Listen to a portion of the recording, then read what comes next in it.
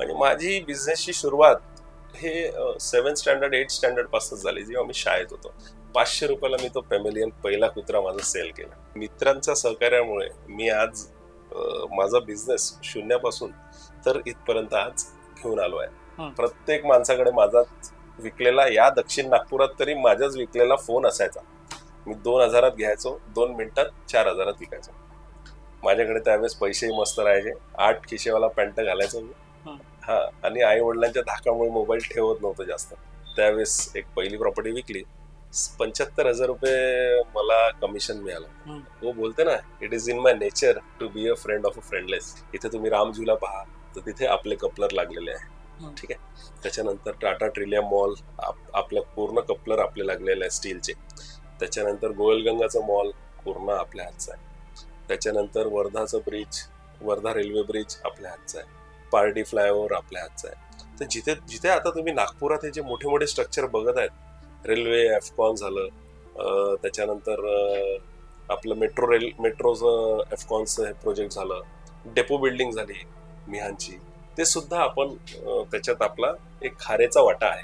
Business आणि राजकारण हे दोन्ही सोबत सोबत चाललं पाहिजे. कुठे ना कुठे मला जे समाजकारणाची तुम्ही सांगितलं आवड, ते माझ्या मिसेस पासून पण आली आहे. इम्पॅक्ट प्लेअर IPL मध्ये, तशी ती माझी इम्पॅक्ट प्लेअर आहे. ती जे काम करते ते इम्पॅक्ट पाडतेच पाडते. Behind every successful man there is a woman. Yes compatibility, ज्याला आपण म्हणतो की कोऑर्डिनेशन चांगला आहे, एक दुसऱ्याला समजण्याची शक्ती चांगली आहे. कॅमेरा म्हणून बोलताय की खरं बोलताय? नाही नाही, जे आहे ते आहे. असं म्हणतात की स्पर्धा नको कुणाशी, फक्त स्वतःला सिद्ध करण्याची जिद्द असली पाहिजे. या म्हणीला सार्थक करणारी एक व्यक्ती आज आपल्या पॉडकास्ट मध्ये आहे. त्यांचं नाव आहे स्वप्नील कुंदेलवार, जे एक रियालिटी एजंट पासून घेऊन तर आज त्यांच्याकडे स्वतःची 6 कंपनी आहेत. कुंदेलवार लाईफ स्पेस एक सर्वात मोठी कंपनी जे नागपुरात स्वतः काम करते, आणि त्या व्यतिरिक्त महाराष्ट्र बाहेर सुद्धा यांची कंपनी आहेत. कशा पद्धतीने यांनी आपली जीवन सुरुवात केली, कशा पद्धतीने एक सामान्य एजंट, ज्याला आपण एक प्रकार म्हणतो की रिअल स्पेस एजंट मध्ये आपण काम करतो, तर तुम्ही म्हणता की एक छोटं काम आहे, कमिशन मिळून जातं, त्या हिशोबाने घर चाललं जातं, म्हणजे चालतं नॉर्मली.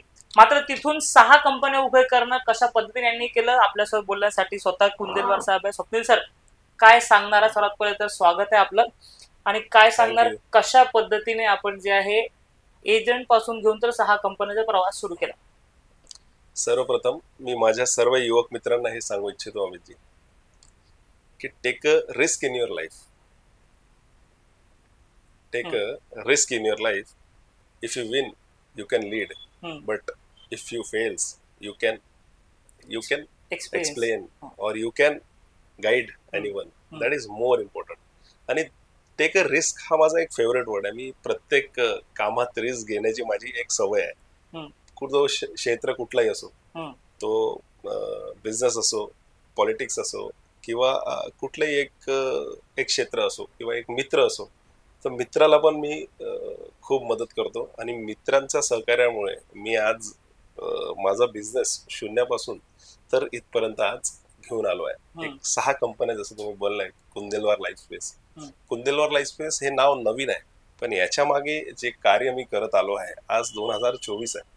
2005 सालापासून 4 सालापासून एक प्रॉपर्टीचं काम मी स्टार्ट असं केलं की बिझनेस करायची आवड मला पहिलेपासून. म्हणजे लहानपणी माझ्या फॅमिलीमध्ये सर्व गव्हर्नमेंट एम्प्लॉई, माझे काका, माझे काकू, माझे आई, माझे वडील, आजपर्यंत मी जे पाहत आलो माझ्या पूर्ण कुंदेलवार परिवारात, तर तो आमचा पूर्ण सर्वंट क्लास. इतिहासात आपल्याला खूप काही त्रास नव्हता असं पण म्हणू शकतो की गव्हर्नमेंट सर्वंट आहे, तर नंतर मुलगा गव्हर्नमेंट सर्वंट जाईल. हा, ते तर प्रक्रिया असते, प्रत्येक आई वडिलांना असते की आपला मुलगा जर जास्त शिकला असेल तर तो चांगला बाबू झाला पाहिजे, कमी शिकला असेल तर मिनिमम एखाद्या ऑफिसमध्ये चपराशी झाला पाहिजे.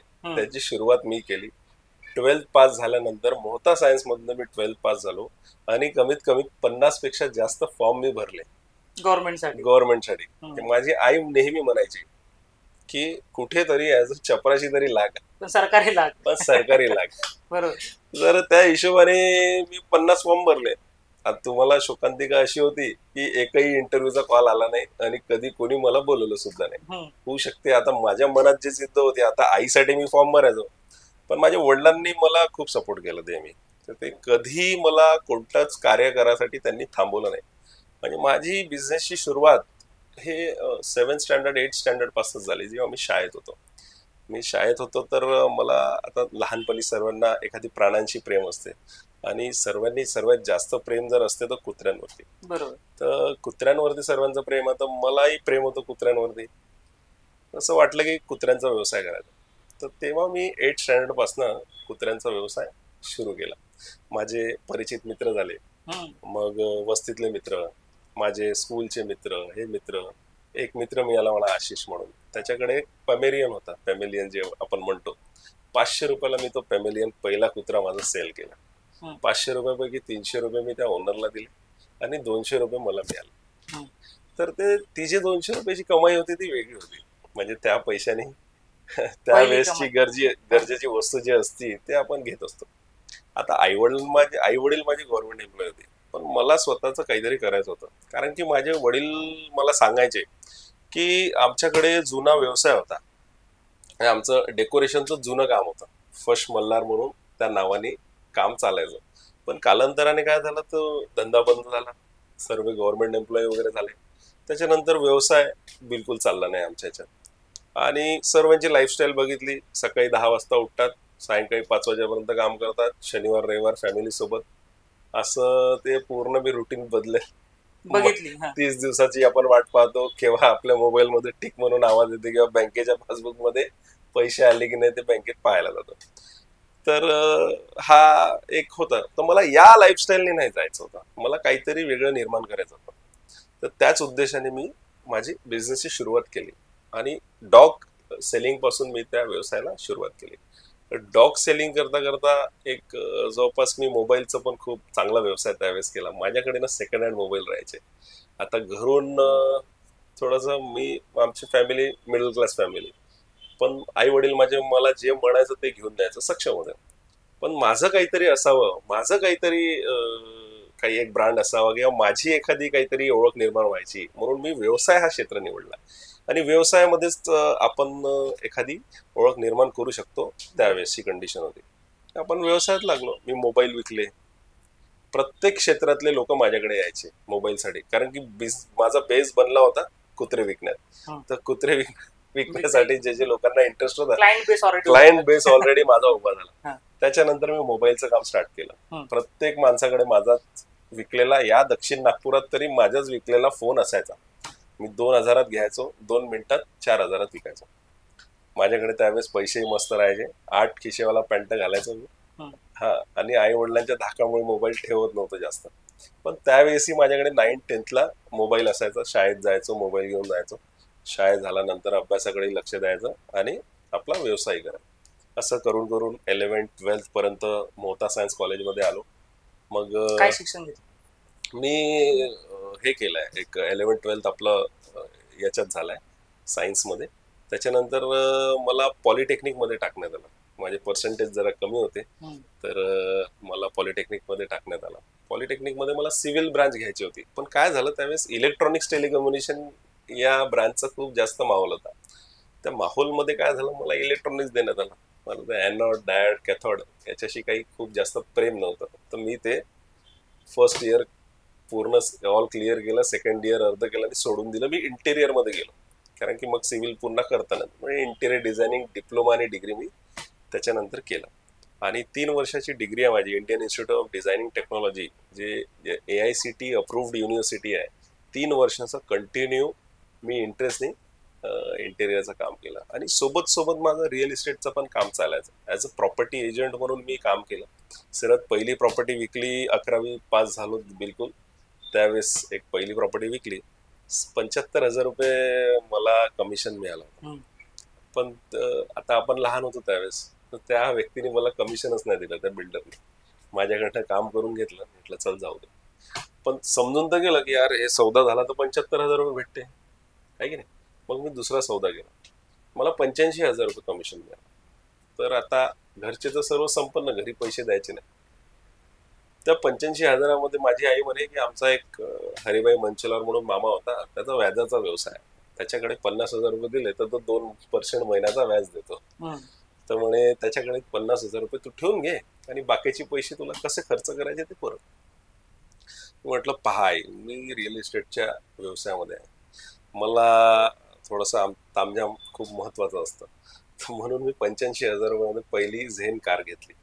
माझ्याच वस्तीमधले करोले दादा आहेत, त्यांनी मला ती 85,000 कार दिली आणि मस्त कारमध्ये फिरायचं आणि गावोगावी फिरायचं, त्यांच्याकडनं सातबारा कलेक्ट करायचे. आणि ते आपले जे माझे गुरु होते प्रमोद सवळकर, जे आता नाही आहे, स्वर्गीय, तर त्यांना मी सातबारा द्यायचो.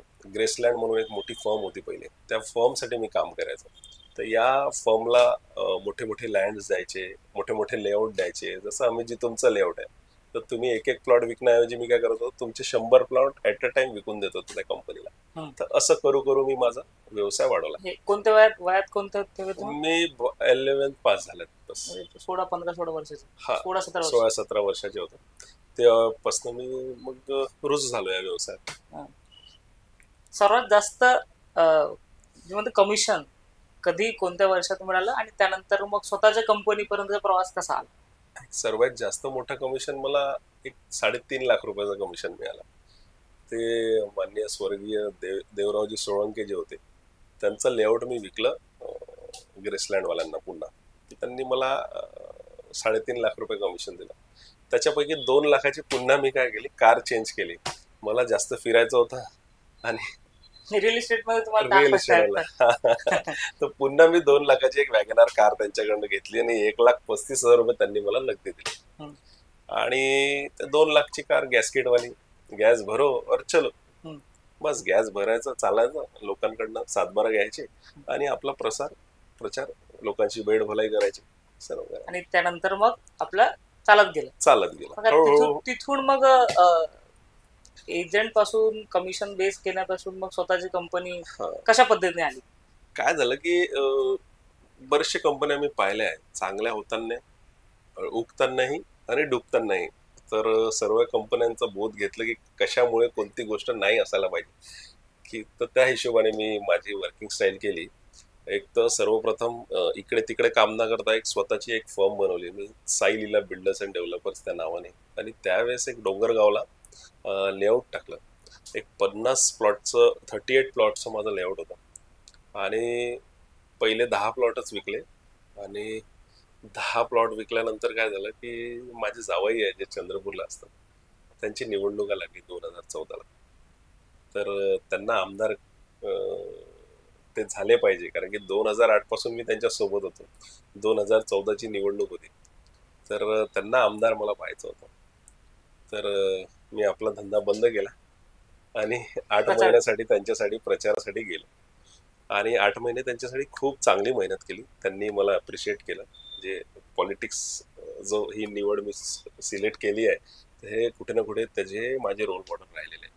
त्यांचा प्रवास मी पाहिलेला आहे, त्यांचे काम करण्याची शैली मी पाहिलेली आहे आणि ती मला आवडते. आणि त्याच्यातही एक म्हटलं ना की पूर्ण दह्यामध्ये थोडीशी साखर किंवा थोडंसं एक गोडवा आपण जर निर्माण करू शकलो कोणासाठी, तर त्यावेळेस मी त्यांच्यासाठी केली. आणि चांगल्या मताने आपण निवडून तर नाही आलं, पण एक सामान्यजनक जे मतं भेटायला पाहिजे ती मतं आपण मिळवून दिली. आणि कशी इमेज चेंज करता येईल आणि कसे म्हणजे नाविन्यपूर्ण आपण काम करू शकू त्या क्षेत्रात. कारण की नागपूर आणि चंद्रपूर हा वेगळ्या वेगळ्या क्षेत्र आहे. म्हणजे इथल्या लोकांची मेंटॅलिटी, तिथल्या लोकांची मेंटॅलिटी फरक आहे. म्हणजे इथे दारूची दुकान सुरू झाली तर ते 10 वाजता उघडते, पण तिथे सकाळी 6 वाजता उघडते. समजले का? तर एक ते मेंटॅलिटीचा फरक होता. तर तिथे आपण काही नवीन प्रोग्राम केले. जसं आपण यजुर्वेंद्र महाजन जे आहे, UPSC MPSC जे शिक्षण देतात, त्यांना आपण त्यावेळेस तिथे करिअर गायडन्ससाठी बोलवलं. तिथे कलेक्टर, तहसीलदार या लोकांना अपॉइंट केलं. तिथला युथ आहे त्यांना तिथे गॅदर केलं की चांगला एक काहीतरी कार्यक्रम उपक्रम झाला पाहिजे. चला मराठी बोलूया, चला इंग्रजी बोलूया. अर्धा तासात महिलांनी हसत खेळत कसं इंग्रजी बोलायचं त्याच्यावरती पण आपण एक चांगला कार्यक्रम घेतला त्यावेळेस. तर हे जे काही कार्यक्रम होते ते खूप इन्स्पायरिंग होते. असे कार्यक्रम आपण घेत गेलो आणि मग पुन्हा ते झालं. त्याच वेळेस तिकडे चंद्रपूरला असताना मी एक कंपनी फॉर्म केली. माझा वो बोलते ना, it is in my nature to be a friend of a friendless. ते सरदार पटेलांचं आहे. तर ते काम मी केलं. माझा एक फ्रेंड होता, त्या फ्रेंडला तो पुण्याला जॉब करायचा. तर त्याला मी बोललो, या जॉब करण्याऐवजी आपण काहीतरी बिझनेस करूया. तू तिकडे 15-20 हजार रुपयात काम करण्यापेक्षा इथे आपण सोबत एक बिझनेस करूया.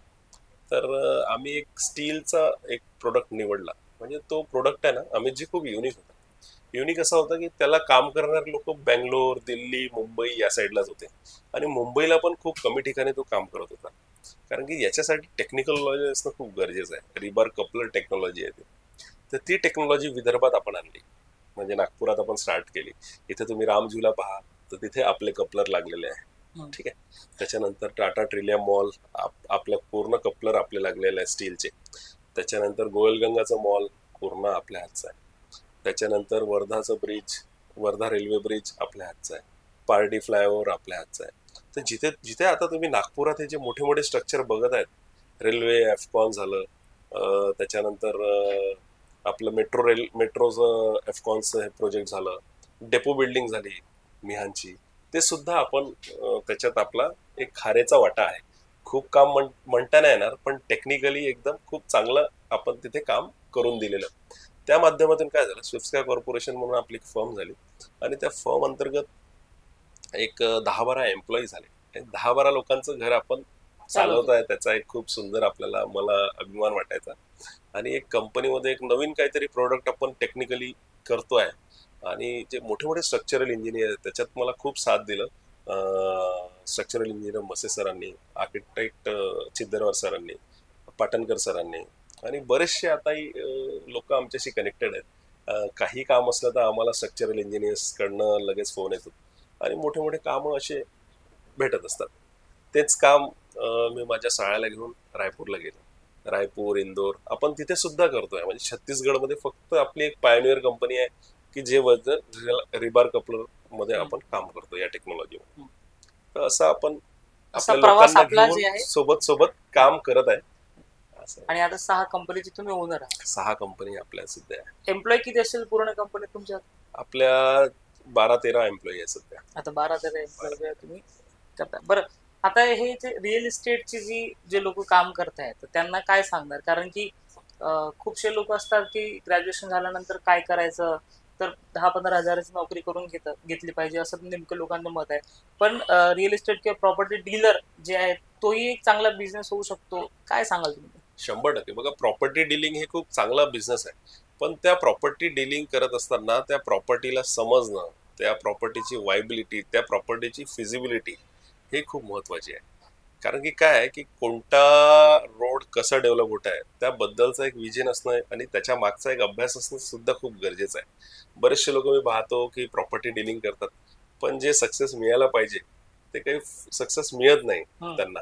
एक डील केली की ते सर्व गोष्टी पुढे चालल्या जातात. ऍक्च्युली जे ग्रिपअप करायला पाहिजे ते करत नाही. त्याच्यामुळे काय असं मायूस होऊन जातात, ते काम करणं बंद करून देतात. ठीक आहे. पण हा कसं आहे, प्रॉपर्टीचं काम म्हटलं तर खूप पेशन्सवाला काम आहे. याच्यात संयमने, धैर्याने तुम्हाला घेऊन चालावंच लागतं. बरं, तुम्ही म्हटलं की रोडची माहिती असली पाहिजे या बिझनेस मध्ये, याचं काय नेमकं कॉन्सेप्ट आहे? नाही, त्या रोडवर कोणते कोणते प्रोजेक्ट येत आहे, आपण लोकांना काय फ्युचर देत आहे. आता तुम्हाला एक चांगलं उदाहरण सांगतो. आमचा समाज आहे बुरुड समाज.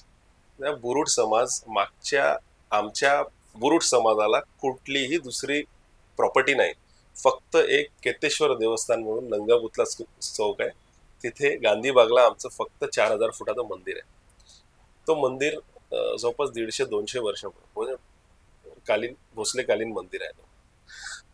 आमच्या समाजाला जागा नव्हती. आम्ही काय करायचो, 40 वर्षापासून आमचे जे समाजाचे वरिष्ठ जे नेते आहेत किंवा समाजाचे समाजसुधारक आहेत वरिष्ठ, त्यांनी खूप प्रयत्न केला की आपण पैसे एकत्र करू, लेआउट टाकू, हे करू ते करू. पण ते न करता मी एक नवीन कन्सेप्ट समाजाला सांगितलं की लेआउट टाकणं आणि सर्व डेव्हलपमेंट करू त्याला खूप खर्च येईल. 2 कोटी 3 कोटी रुपये येऊ शकतात. कमी पैशामध्ये आपण काय करू शकतो, लोकांना सवलतीमध्ये कसं मिळेल. तर आपले नागपुरातले सुप्रसिद्ध वार ग्रुप आहे, त्याच्यात सन्माननीय अतुल भाऊ यमसनवार, सन्माननीय राजूभाऊ कुनावर, सन्माननीय चंदूभाऊ पद्मावार, सन्माननीय निलेशजी चंदेवार यांनी त्यावेळेस कोविडच्या पहिले एक नागपूरला तुम्हाला माहिती आहे बुट्टीबोरीच्या पहिले IIIT लॉ युनिव्हर्सिटी आणि संस्कृत युनिव्हर्सिटी बनत आहे. वारंगा त्याला वारंगा, मौजा वारंगा.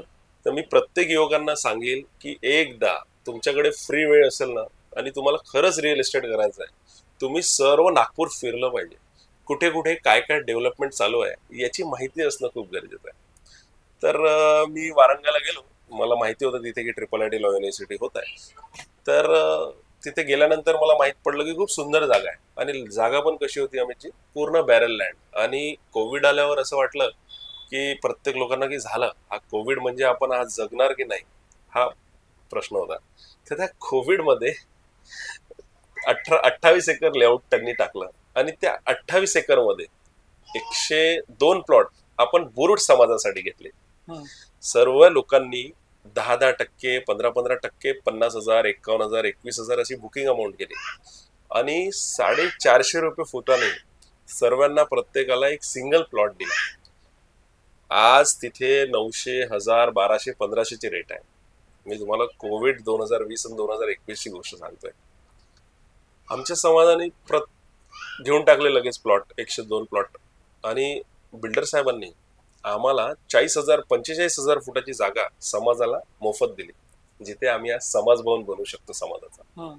तर बघा, प्लॉटचं बियाणंच मिळाले अर्ध्या किमतीत आणि जागा सुद्धा मिळाली 45,000 फूट.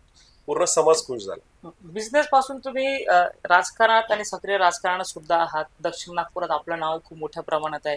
राजकारणाची निवड कशी केली? राजकारणात यायचं आहे हे कधी ठरवलं? राजकारणात बघा, मला ना समाजकारणाची खूप आवड आहे. एखादी कोणी दुखी दिसला, कोणी शोषित दिसला, कोणी पीडित दिसला तर त्याचं काम कसं करता येईल, त्याची मदत कसं करता येईल याचा मी नेहमी हे असतो. म्हणजे माझ्या मनातच आहे ते. कारण की माझे जे आईचे वडील आहेत, माझे नानाजी ज्याला म्हणतो आपण, ते फ्रीडम फायटर होते आणि कुठे ना कुठे ते DNA मध्ये असतेच. तर त्याच्यामुळे मला त्याची आवड झाली. तुम्ही खूपशे संस्था चालवता. आम्ही बघितलं आहे की तुम्ही शिवछत्रपती संस्था, राजे छत्रपती संस्था चालवता. कशा पद्धतीने ते काम असते आणि काय तुम्ही त्या संस्थेमार्फत करता? राजे छत्रपती प्रतिष्ठान जो आहे तो आपण छत्रपती शिवाजी महाराज यांच्या नावावरती यांच्या पूर्ण ते म्हणतो ना, महाराजांची एक ते महाराजांची जे आवड असते प्रत्येक मावळ्यांच्या मनात की महाराजांचं कार्य लोकांना माहिती असलं पाहिजे, महाराजाबद्दलची माहिती लोकांना गेली पाहिजे. हे फक्त पुस्तकातच नव्हे तर पुस्तकाच्या बाहेर सुद्धा त्याच्यासाठी काही कल्चरल इव्हेंट, म्हणजे आमचे माननीय आमदार, आमचे जे मार्गदर्शक आहे माननीय आमदार मोहनभाऊ मते, ते एकदम शिवभक्त आहे. तर त्यांच्या मार्गदर्शनात आम्ही हे काम करत असतो. आणि प्रत्येक राज्याभिषेक सोहळा जो असतो तो 6 जूनला राज्याभिषेक सोहळ्याचा कार्यक्रम मोठ्या प्रमाणात आपण सक्करदरा तलावाच्या समोर ताजरा हिरा आखाडा जो आहे त्या हिरा आखाडामध्ये माननीय उस्ताद प्रभाकररावजी भोसले आहेत, माननीय आनंदभाऊ भोसले आहेत, आपले निंबाळकर ताई आहे रणरागिनी, जे खूप चांगलं प्रशिक्षण तिथे करतात, राजेश भाऊ नाकले आहेत. तर असे आम्ही सर्व ग्रुप मिळून काम करत असतो. आणि ह्या सर्व कामाला कुठे ना कुठे मला जे समाजकारणाची जे तुम्ही सांगितलं आवड, ते माझ्या मिसेस पासून पण आली आहे. तिचं पण खूप, जसं माझं आहे समाजकार्य तसंच तिचं सुद्धा आहे. तिला पण समाजकारणाची खूप आवड आहे, पायल कुंदेलवार. तर भविष्यात तुम्ही आता अजून नवीन काहीतरी आपण करू शकू असं समाजकारणासाठी, म्हणून आपण एक step out foundation and academic registered केला आहे. ही आपली बहुउद्देशीय संस्था आहे, NGO आहे. त्याच्या अंतर्गत आपण बरेचसे उपक्रम आता चालू करूया. एक आपण सिनियर सिटीजनना फ्री गाडी वाटप तर करतोय. मागे आपण पाणीचा प्याव सुद्धा लावला होता. तर त्याच्यामध्ये पण काय ते पाण्याचा मिसयूज खूप होतो, म्हणून त्या उद्देशाने आपण तो बंद केला. पण बरेचसे आपण प्रोग्राम पुढे अजून आपण करणार आहेत. यानंतर म्हणजे आता 6 कंपन्यांनंतर आता आणखी समोर काय? राजकारणात सक्रिय व्हायचं आहे बिझनेस सेटल झाल्यानंतर, की बिझनेसला परत वाढवायचं? बिझनेस आणि राजकारण हे दोन्ही सोबत सोबत चाललं पाहिजे. कारण की राजकारण हा समाजकारण करण्याचा एक आपला उद्देश आहे, तिथून अर्थकारणाचा नाही. म्हणून अर्थकारण आपलं शेवटी घरही चालवायचं आहे. म्हणजे राजकारणामध्ये वाहून जाणं हे विषय नाही आपला, पण आपलं घर चालवण्यासाठी अर्थकारण करणं आणि बिझनेस करणं खूप महत्वाचं आहे.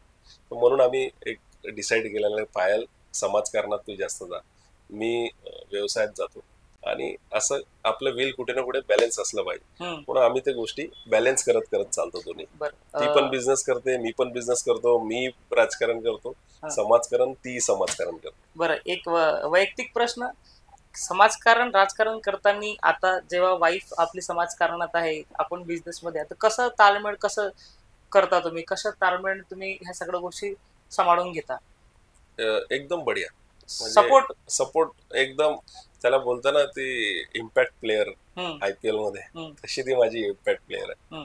ती जे काम करते ते इम्पॅक्ट पाडते, अशी तिचं काम आहे. आणि तिचा मला भरपूर सपोर्ट असतो प्रत्येक कामात. म्हणजे मी आज मधात मी राजकारणात थोडंसं नव्हतो, मी व्यवसायाकडे जास्त लक्ष देत होतो. 2017 पासून 1-2 वर्ष जवळपास मी 2 वर्ष बिझनेसमध्ये जास्त लक्ष देतो.